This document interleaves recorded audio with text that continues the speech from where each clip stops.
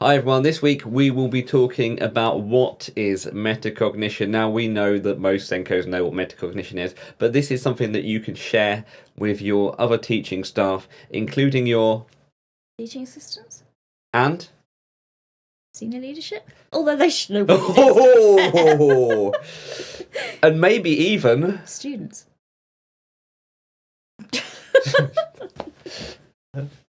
It's just something for you to share around.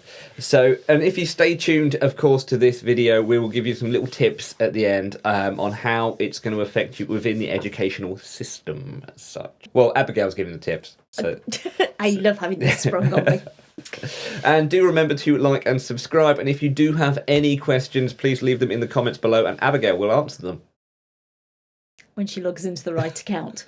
We will do a bit of an update in the middle of this video, just to kind of tell you where we're at. So, let's start. What is metacognition? Well, I always go back to the basics of things, so break the word down. What does meta mean? Meta is part of Facebook now. Yeah, but what does it mean? So it talks about the metaverse. I have no idea what meta actually means. Okay. So you're going to teach me something on this. It means big, or it means expansive, outside of just the normal system. So, okay. So metacognition. What does cognition mean? Cognition means learning, thinking. Thinking. Yeah, thinking. Or cognitive process. What's going on inside here? Which cogs are turning? Which no ones one are wants not to know what's going on inside of my head. Probably not. They're probably a bit rusty like mine. So metacognition is about big thinking. So beyond thinking, okay. Or thinking about thinking, or learning about learning. Okay. Does that make sense? Yep, I'm learning about learning. There you go. Yeah, learning about learning, but learning about how you are learning. So if we go back 10, 15 years ago or so, there was this great big fuss about what is your learning style? Are you a visual learner? Are you an auditory learner? Are you a kinesthetic learner? I remember doing that. Oh, good. I was the one that sat there and went, I'm not any of them. I was a kinesthetic learner with audio and visual kind of inputs, and I just didn't do anything that was written, though. Yeah. You see, I can't listen to something. I don't take anything in if it is solely auditory. I have to have a visual to go with it. Oh no, I can do audio. No, that's right. I can't do podcasts, and I hate the radio. Disembodied voices. I don't hear it. I don't. But anyway, if we go back to that, we 10, 15 years ago, we were talking about learning styles. And although that's kind of been pushed out of the window a little bit, because we now don't say, oh, you are a kinesthetic learner, I am a visual learner, you are an auditory learner, that is how you should approach your learning. We basically say you should use all of those strategies in your learning, but you are likely to prefer one over the others. Metacognition is that whole process of thinking about how you are learning and how best it is to approach a task that you are about to do. So if I've got to go away and I've got to learn about what is metacognition, I will go to a book. That's going to be my first place to go. You won't. You go to YouTube. No, I don't. You don't go to YouTube first? No. Everybody goes to YouTube first. No, I go to a book. Okay. I would go to the books that I've got on my shelf, and I'll go to the index and I'll look up metacognition, and I will find lots of different bits and pieces about it. You will go on the internet. I will go on the internet because I don't like books. Because Google's your best friend. Google is my best friend, definitely. But what do you do out there? What do you do? Do you go to Google? Do you go to books? Interesting. Or in this case, they go to YouTube because they're all start watching this. No, it's only because I got the email this morning. So, yeah, it's how you decide to tackle something. Now, if I said to you, you've got to write an assignment about metacognition. Oh, God, don't give me an assignment. I'm going to make you write 800 words about metacognition. My approach would be, oh, gosh, okay, blank page syndrome. Oh, this is scary. I'd go and do all of that reading. I'd highlight all of those bits and pieces. I know what you're going to say. You're going to use Chippy. But I would highlight those bits and pieces. I might get a PowerPoint slide out and start structuring my paragraphs. Occasionally I might draw a mind map. It depends what kind of mood I'm in. I like my maps. You like my... I do the cloud. I can't do the little pictures that go with them. Oh no, I just kind of write words absolutely everywhere and then I just kind of link them together with big arrows. Yeah, yours is like a word mush. Word... There's no such thing as a word mush. There is now. So we all have our own approaches to it, but that is, in its own sense, metacognition. And if you find that you get a really bad mark for that assignment, you might decide the approach you need to take next time is a different kind of approach. You have learned from your learning that you need to learn a different way. Okay, I kind of get that, because I have done, since for a few years now, I've done some kind of reflective practices of looking back and looking what I've done and gone, oh, that probably wasn't a good idea at the time. And then I've changed the ways that I work now to be a bit better. So that's kind of the same thing, isn't it? Yeah, it's like anything we're doing. But it's also about that thinking process that goes with it. So being able to plan out a task from the beginning to the end, recognising it's got different elements to it, choosing the best way to approach it, thinking about your learning, or learning about your learning, thinking about your thinking, but also that kind of recognising that one approach doesn't work for everything you're trying to do. So if I'm trying to bake a cake, I'm not going to go to 7 different recipe books and merge it all together. Well, no, you'd end up with like 15 eggs. You'd end up with a mess in the kitchen. And one big cake. Or not. Yeah. So you kind of adapt your approach for something like that. And metacognition is that whole process of going through that and becoming an independent learner, a self-actualization. It's your ability to do things for yourself, make decisions for yourself, make the right choices for how you get from the start point to the end point. The big bit of metacognition we usually talk about, though, is the thinking about the thinking. So making your thinking out loud.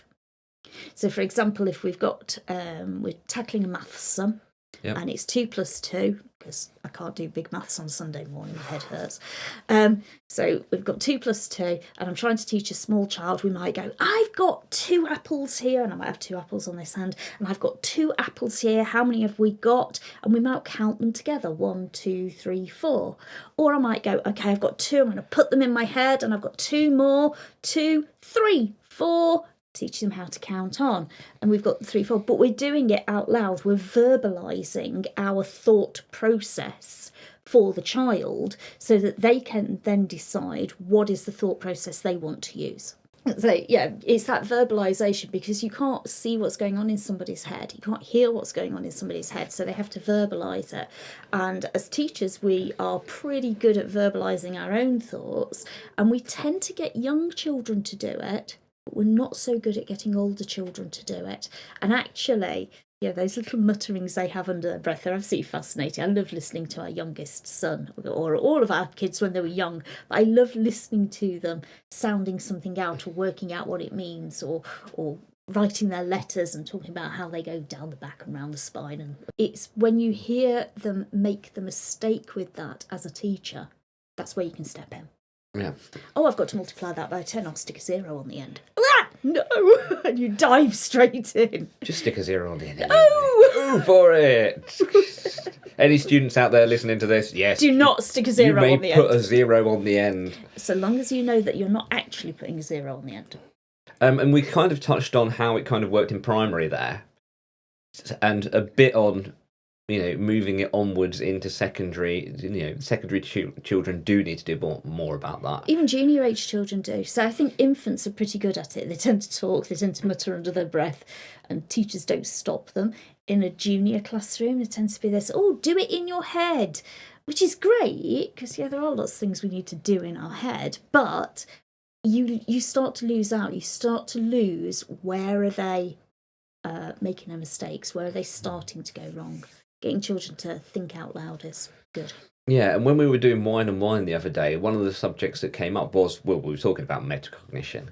And part of it was to do with the well-being focus when you're thinking about what you're doing, and then you're reflecting back on it, and then the way that adolescents don't actually verbalise what they're thinking about. A young child will tell you they don't like something. Yeah. No. No, I ain't doing that. Temper tantrum kind of follows. While a teenager will just sit there and sulk, or probably say no to you anyway. but they won't. They've learned slightly longer words. They have 4 letters in their words. That will probably kind of tell you exactly where to go. But if we could get that kind of piece into them where they can verbalise it a bit better and they understand and they feel safe to be able to do that. Yeah, metacognition isn't just about academic learning. It's also about your emotional learning, your emotional well-being, and that vocabulary. So it all goes back to vocabulary, though, and we've got a massive issue in schools at the moment, speech language communication needs, but also with that lack of language. And it's, there are lots of reasons behind it, but part of it is that, are you feeling sad? I feel sad. What does sad actually mean? Seasonal affective disorder. Yeah, okay, sad. That's you for most of the next 3 months. Sunshine is out today, so we're not too bad. But what does sad actually mean? And do we mean devastated? And are there extremities of sad? Are we just feeling a little bit blue today? What is that language that goes with it? And I think we've lost it somewhere. And as as English people, because we are English at the end of the day, there's always been that stiff upper lip kind of approach to things. There's always been that, and I do this at work all the time. How's it going, mate? How's it going? Yeah, everything's good. Everything's fine. And you just carry on walking. You don't actually have a conversation about, how you're feeling, because... It's interesting, actually. So I did a lot of my work online, and generally people will start the conversation with, how are you? And you go and say, oh, I'm fine, thanks. And you start to go into the meeting, and then you realise, actually, no, I've got a thumping headache, and I'm supposed to be telling you I'm not feeling very well, and I might need to pop out of this call to nip to the loo, or whatever it is. Yeah. And you suddenly realise, I've gone into autopilot, I'm fine. Yeah, and I've started actually telling people, if they ask me, it's like, I had a manager walk past me and he went, are you all right there? And I went, no, I'm really. not all right. I said, I've been sat here for 15 minutes, nobody's here, and I'm kind of getting really, really annoyed by it. And he looked at me and went, you just said no. That's not a standard response. That's not the response. And you could see him processing, I need to do something about this now. So yeah, but people don't know what to do. No, they don't. They don't. No. But it starts getting filled with platitudes. Oh, I'm sorry, you're feeling unwell. Yeah, okay, what you can do about it? Yeah, exactly. Let's talk about the metacognition cycle. The metacognitive cycle is what we've just been talking about, though, where you look at what you've got to do, you evaluate what the strengths and weaknesses are of various approaches to it, you plan how you're going to tackle it, you then apply those strategies to it, and then you reflect on, did this work or didn't it work? So it's no different to anything else. It's basically just, what is your cycle of thought process that goes behind whatever you're trying to achieve? Actually, most of the cycles that I see are the same thing, aren't they? They're always, what are you doing? Have a look. What are you doing? What do you need to do? Where are your strengths and weaknesses of the approach that you decide to take? What are you going to do? As in, what's your plan? Yeah. Actually go and do it, have a go at it, and then does it work? Check whether it works, and if it doesn't work, go back to it. It goes back into the cycle. Re-look at it, or and it scoots out the other side. I know, and there's lots of these pictures out there, but if you just kind of stick to that process on absolutely everything, yeah, that's all. It's just a review cycle. It's not that that's what metacognition is. It's just that is part of the metacognitive cycle. Yeah. And we talk about critical thinking. So we talk about how we're not just doing something because we've always done it that way. We're finding a different way of approaching things. And you tend to find this. Teachers are really good at teaching the method that they were good at. Yes. So I'm going to use maths again as an example. You don't like maths teachers. Yeah. I've decided. It's not at all. It's just experience, I suppose. But maths teachers tend to go, okay, this is how you do this, and they'll teach you their approach. They'll have a particular approach for doing something, and woe betide you if you try a different approach. But we have a lot of students now who sit in that neurodivergent kind of spectrum. So they have different ways of tackling things, and just because it's different doesn't mean it's not the right way to do it. It can be the right way to do it. What is the approach that person's taking to get to whatever that result is that is at the end? And if the result is the required in quote marks, acceptable, in quote marks, result, does it matter how somebody got there? No, it doesn't. It doesn't make any difference whatsoever. And I do things that are well out of order. Not out of order, but out of sync to a lot of processes. And it doesn't matter how we get there, as long as we get there. We've just interrupted your session just to let you know that if you want to support us and become an official member of our Sensible SENCO website, you can do so now for just £5 a month. So please do come along and support us. It is a great thing to do, and you will get so much out of it. The link is in the description below. Let's talk about somewhere you can get some extra information on metacognition and self-regulated learning. So the reason we talk about self-regulated learning in there is that if you are using metacognitive processes, you are thinking about your own thinking, you're learning about your own learning, therefore you become a self-regulated learner because you're making your own choices about it. And it's at the top end of that scaffolding thing that we all talk about now. So we scaffold somebody's learning to the point that they become an independent, self-regulated learner. They make their own choices of how to get somewhere. But there is a really good document out there, the EEF produced it, and it has 7 top tips on there. So it talks about how teachers should use metacognitive strategies in their teaching. So they should be verbalising. They should be teaching children how to verbalise things.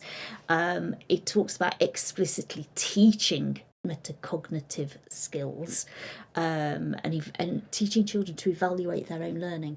I'm currently marking my apprenticeship work, and you'll be amazed. A lot of them have read the assignment brief and they've produced a piece of work, but what they haven't done is check it against the criteria.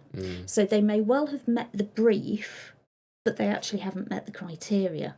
So it's, going back and monitoring and evaluating their own learning against what the objectives really were. And it's quite interesting because they're adults, of course, they're not children, but we've got adults who struggle with doing this.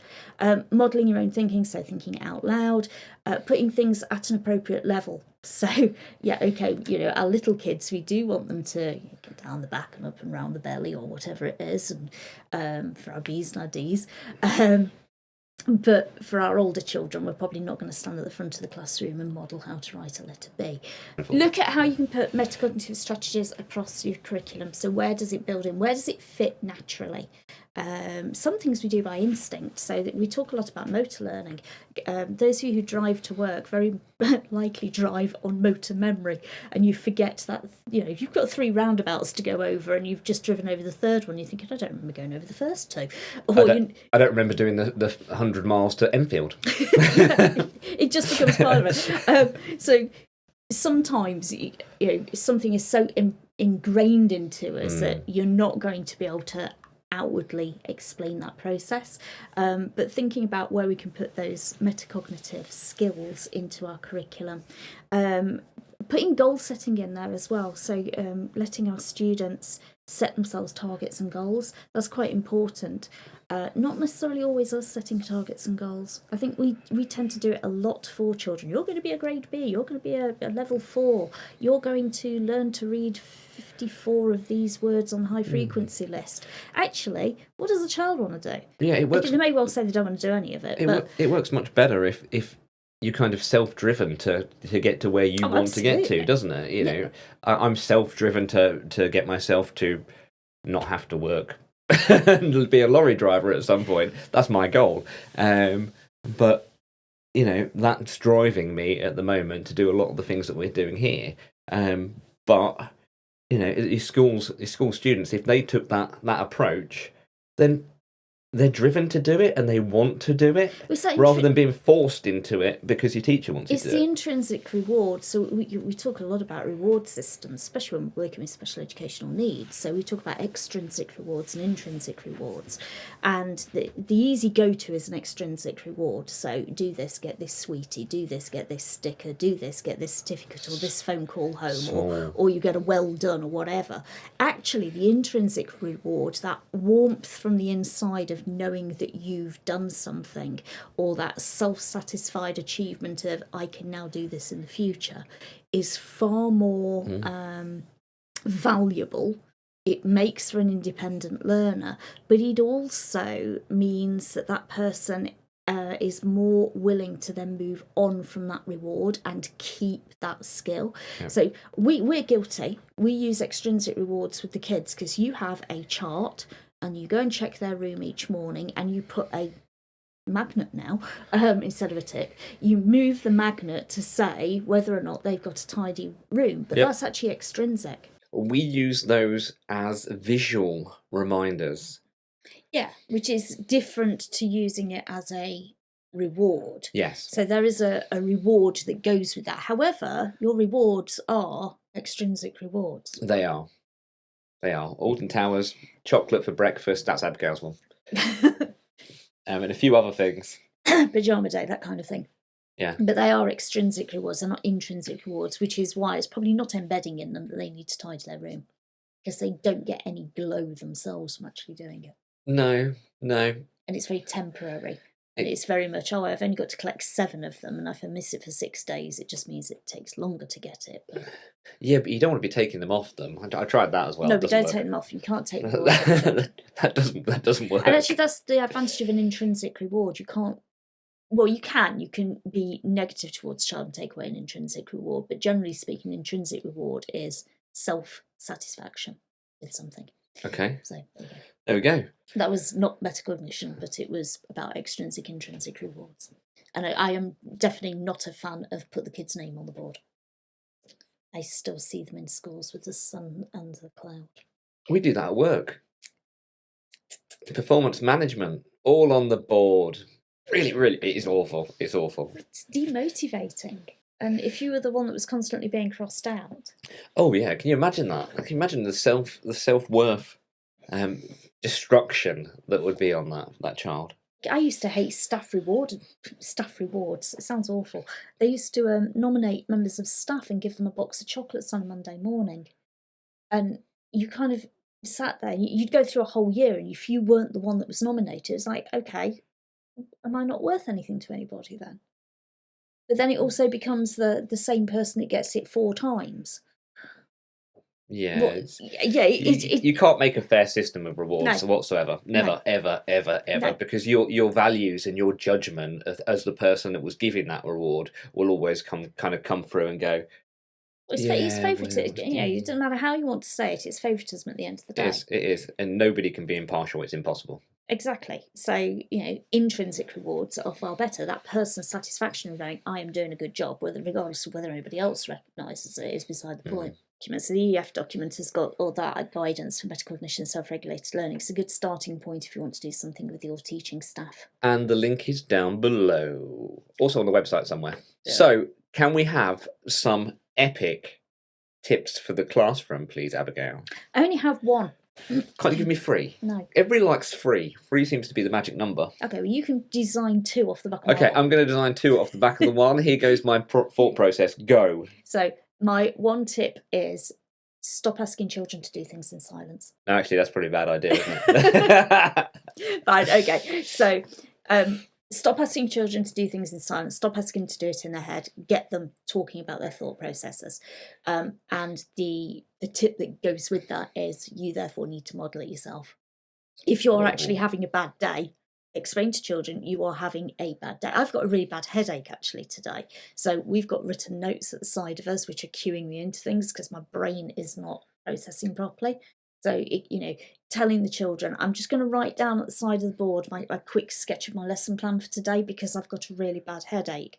It gives them permission to do things themselves as well. And it explains things for them and it allows them to do that. So, don't expect them to do things in silence. Don't expect them to do it inside their head. Get them verbalising things, but also verbalise it yourself.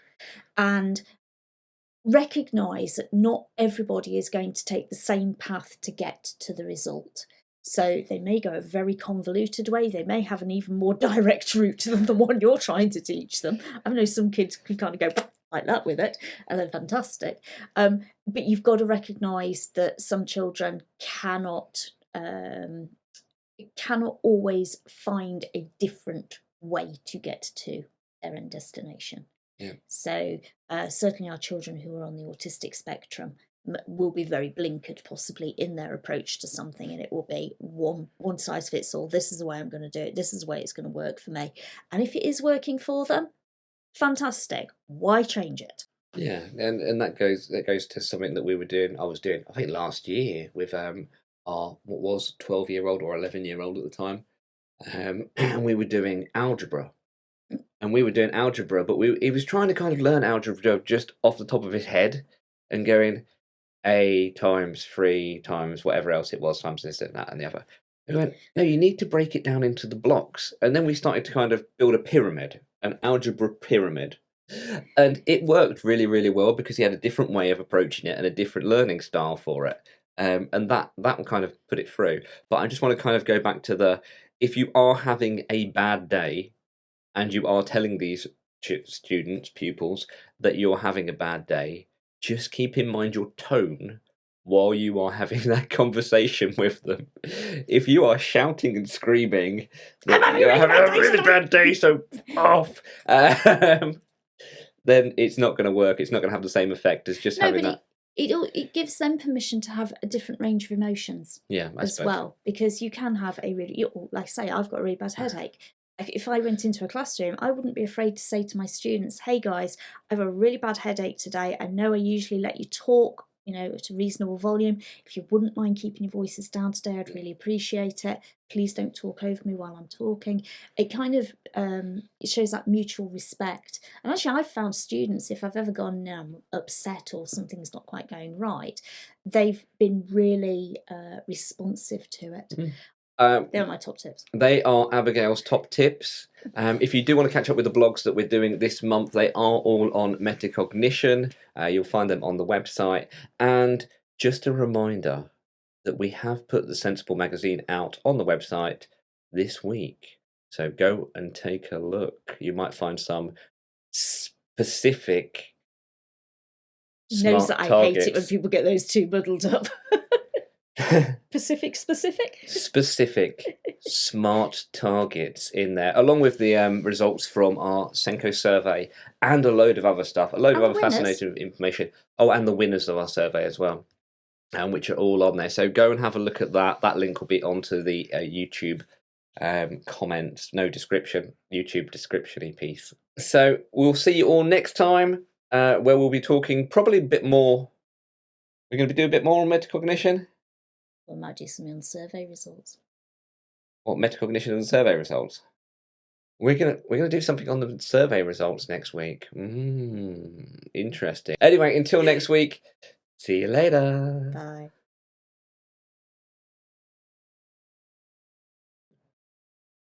Okay. But we can use... I might need two for you. Below the belt. That goes that way, yeah? Below. That's a D because it's backwards on the screen, by the way. I wasn't going to say anything. No, B's your left hand.